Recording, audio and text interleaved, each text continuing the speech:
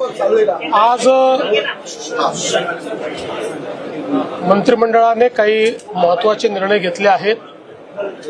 विशेषतः पहलगाममध्ये दहशतवादी हल्ल्यामध्ये आमचे जे बांधव मृत्युमुखी पडले त्यांच्या कुटुंबाला प्रत्येकी 50 लाख रुपयाची मदत करण्याचा निर्णय आम्ही मंत्रिमंडळात घेतलेला आहे।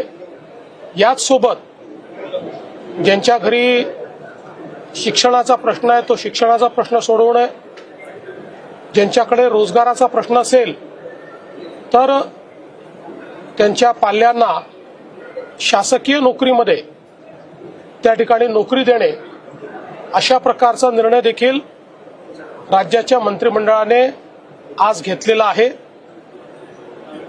सर्व प्रकारे दहशतवादाचा विरोध आणि दहशतवादामुळे ज्यांचा मृत्यू गेलाय त्यांच्या परिवाराच्या पाठीशी राज्य सरकार ठामपणे उभा आहे असा संदेश देण्याचा प्रयत्न या माध्यमातून राज्य सरकारच्या मंत्रिमंडळाने घेतलेला आहे।